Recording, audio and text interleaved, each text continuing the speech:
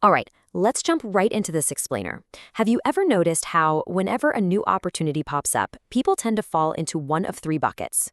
You've got the people who immediately jump in and take decisive action. Then you've got the ones who overthink absolutely everything until the opportunity is totally dead. And finally, you've got those who just sit comfortably back in their armchairs and criticize everyone else.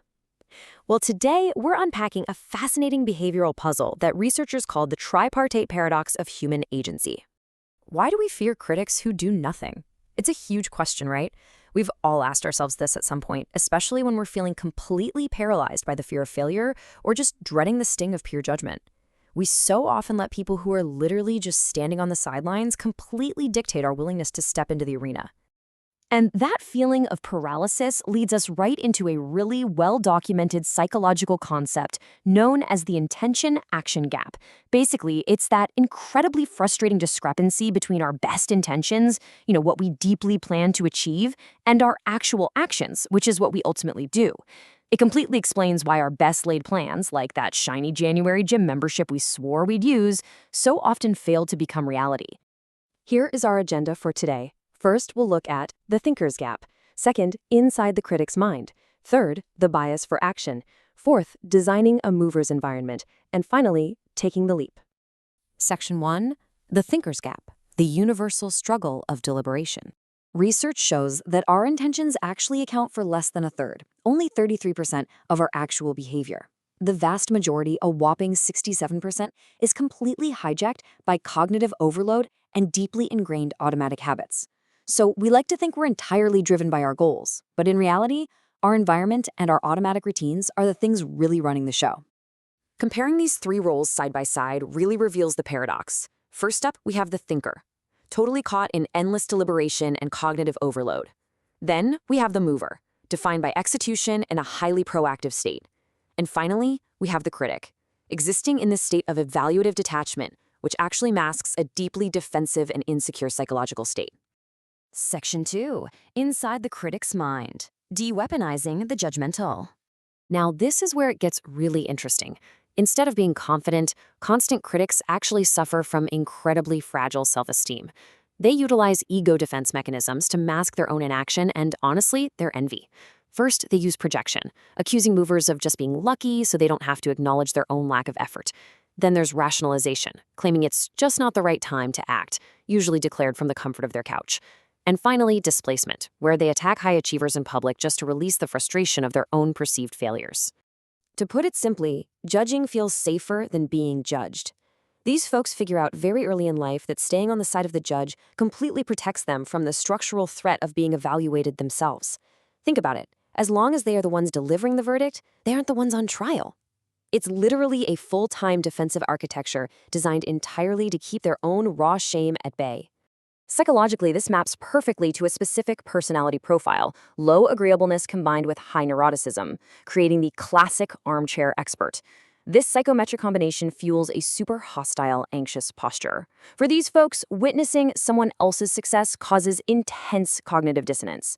The absolute only way they can relieve the discomfort of seeing you execute while they sit still is by tearing you down and minimizing your achievement. Section 3. The bias for action, the mover's advantage. So if overthinking fails and criticizing is just a fragile defense mechanism, what works? The ultimate winning strategy is the bias for action. This is the proactive tendency to take initiative, make timely decisions, and prioritize progress over having perfect information.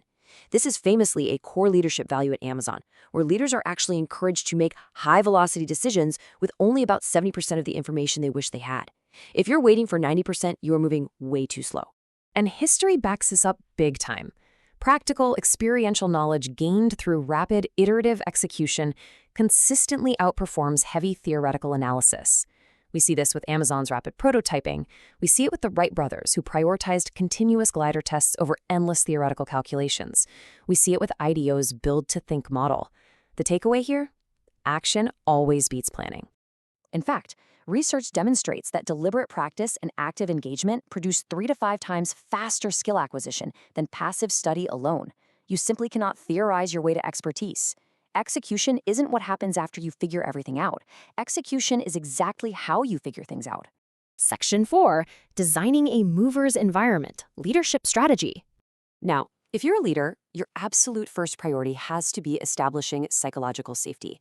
In environments with high psychological safety, interpersonal risk-taking is rewarded. Movers can experiment and they can fail fast. But in environments with low psychological safety, critics completely thrive. They use face-threatening messages and constantly point out flaws to silence your team's momentum and establish dominance.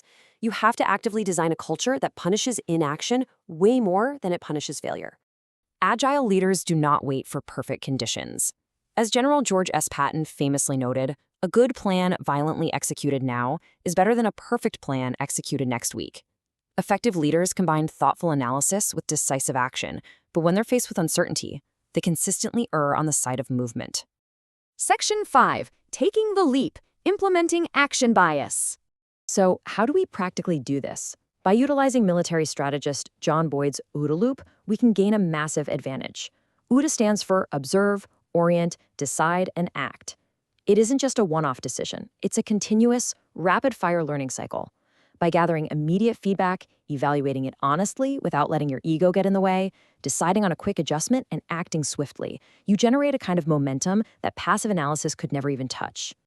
You can actually apply this today by identifying your minimum viable action. Just take the smallest possible step to generate meaningful feedback. Deliberately limit your initial scope, set an incredibly simple target, and completely remove the physical barriers to starting. You are essentially creating a minimum viable product, but for your own personal habits. Then, you lock this momentum in by bridging the gap with if-then implementation intentions. For example, if I come home from work, then I immediately put on my running shoes. You're transferring the control of your behavior away from your overloaded conscious mind and straight into your situational environment. You don't have to rely on willpower or motivation when you have a system automatically pulling you into action. As we wrap up this explainer, I really want to leave you with a final, provocative thought to consider the next time you feel tempted to overanalyze a project or critique someone else's bold move. Are you building systems for action, or are you just building a comfortable defense to watch from the sidelines? Because out there in the real world, the ones executing are the ones winning. Thanks for joining me on this deep dive into the tripartite paradox.